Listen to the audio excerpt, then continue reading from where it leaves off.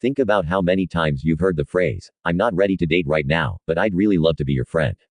Imagine the weight of those words for a man who gave his all, believing he had found the ideal woman, the one who presents herself as a little saint, pure and unattainable. The implicit promise is one of innocence, morality, and loyalty. But when we look closer, we notice a hidden dynamic. These same men, upon being rejected, don't disappear from her life but are kept in a strategic place, that of a useful friend. And this is perhaps one of the greatest emotional manipulations of our time. If you've made it this far, you must already feel that this topic isn't just about rejection, but about an entire system that shapes the roles of men and women. And here is the promise. In this video, you will understand how this little saint figure connects to a social and psychological mechanism that traps men in roles of emotional servitude. And pay attention, the most important revelation will come in the final part, when I show you the most powerful and invisible mechanism of all, the one that redefines how the red pill itself should be critiqued. But before we dive into that, I want you to subscribe to the Black Pill Femme channel. Leave your like, comment with your opinion, and share this video. What we are going to discuss today can change the way you understand relationships and female choices. If you think you already know this story, get ready. The truth is much deeper than you can imagine. The little saint figure is not new. Philosophers and authors have been pointing out the female duality between a pure image and a seductive image for centuries. But in the modern era, this construct has gained a new role, that of a selective filter. Authors like Rollo Tomassi, in The Rational Male, Chapter 10, pages 5 to 8, describe how the game of hypergamy is not limited to choosing the best sexual partner but also to creating a network of men who serve as emotional, financial, or social support. This analysis, however, lacks a critique, because instead of just demonizing the woman, we need to look at the power dynamic that the man often unconsciously accepts. The question is, why do so many men, after rejection, accept the role of a useful friend?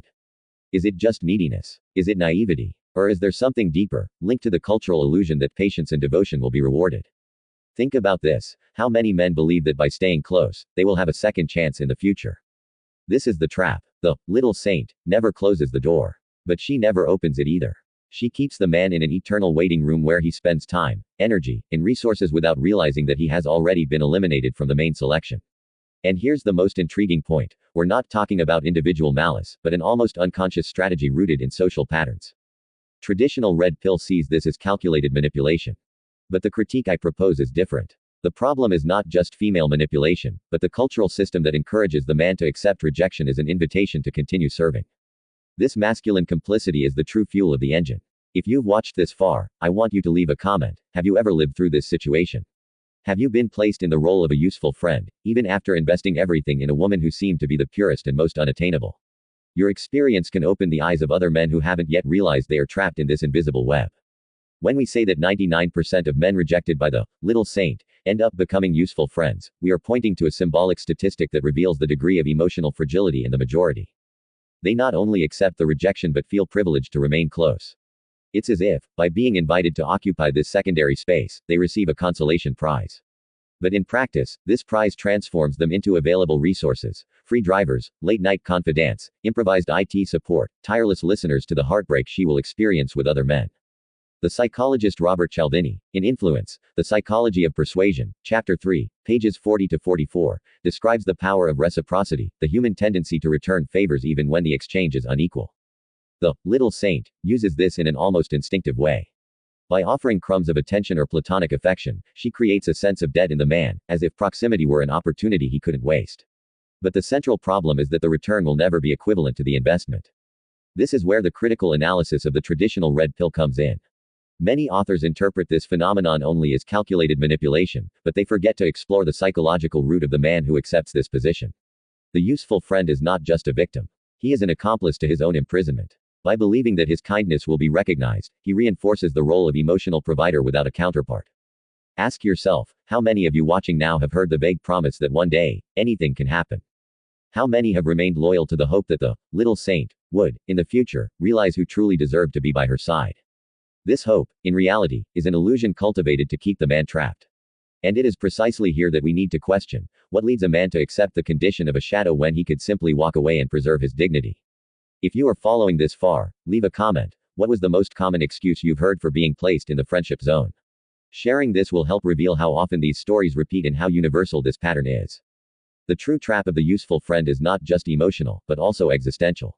He turns into a secondary character in her life, like an extra who appears when the protagonist needs support but never gets the spotlight.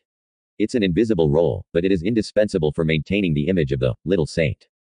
Think with me. How could this woman maintain a facade of purity, inaccessibility, and selectivity if there wasn't a network of men willing to validate this behavior? The useful friend is the hidden foundation that allows the little saint to continue being idealized. In The Rational Male, Rollo Tomassi describes the waiting zone as a female strategy to keep emotional alternatives always available. However, the critique I propose goes beyond this observation. In Chapter 7, pages 112 to 118, he talks about the instinct of hypergamy as something inevitable, almost biological. But if we accept this as absolute truth, we fall into a trap. We start to see men only as passive victims of an unchangeable mechanism. And that's not how it should be analyzed. The central question is why the man subjects himself to this role, even when he is fully aware that he is being exploited. Here comes the cultural dimension. From an early age, men are taught to value patience, chivalry, and devotion as virtues that will be rewarded. Movies, songs, and TV shows reinforce the idea that the nice guy always wins in the end, conquering the heart of the woman who previously ignored him. But in real life, this narrative doesn't hold up. On the contrary, the more he sacrifices and nullifies himself, the further he gets from the position of a desired partner. This creates a vicious cycle of frustration where hope becomes its own prison. I ask you, how many men are trapped in this illusion right now? How many continue to believe that one more show of consideration, one more favor, one more night of comforting her tears will finally get them recognized as the chosen one? This irrational expectation is the basis of the system. The little saint doesn't need to deceive directly because the culture itself has already programmed the man to accept the role of emotional servant. Robert Glover, in No More Mr. Nice Guy, Chapter 4, pages 75 to 80, calls this the nice guy syndrome, the belief that pleasing unconditionally will lead to love and approval. The result, however, is the exact opposite. The man who gives without limits loses respect, not just from the woman, but from himself. He transforms into a useful ghost, always available, but never desired. Now think, isn't it time to break this cycle? Shouldn't the true critique of the red pill also point to the masculine responsibility that insists on sustaining this dynamic? Because as long as there are men willing to play this role, there will always be little saints, ready to use them as emotional crutches. If you have realized you've been in this place, I want you to write in the comments, what was the moment when you finally understood you were being used as a useful friend? This story can be the first step to helping others see the pattern and break the illusion. We have reached the most important point of this entire analysis, what I promised from the beginning, the final revelation that can forever change the way you see relationships and the red pill critique itself. Up to this point, we've seen how the little saint figure builds her network of useful friends, sustaining her image of purity while leaning on the emotional, financial, and social support of rejected men. But now it's time to go further. The most powerful question is not about her behavior, but about the psychological and cultural mechanism that turns almost all men into willing accomplices of this engine. The secret is in what I call strategic hope. This is the fuel of male servitude. The little saint never completely closes the door. She leaves a crack open, a vague phrase, a veiled promise, a look that seems to say, maybe one day.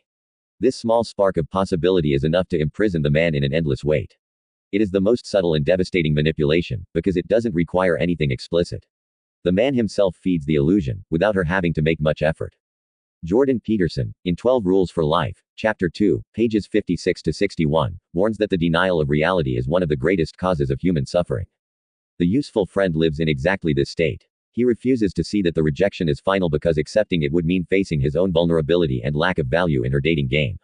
It's easier to believe that patience will be rewarded than to admit he's been excluded. This emotional cowardice is the invisible link that keeps the system running. The classic red pill denounces this dynamic as female manipulation. But the critique I propose goes beyond that. The real problem is not just in the woman's behavior, but in the man's cowardice to cut the tie and accept his rejection as final. As long as he remains a useful friend, he reinforces the structure that traps him. Liberation only happens when the man has the courage to abandon hope and choose his own value.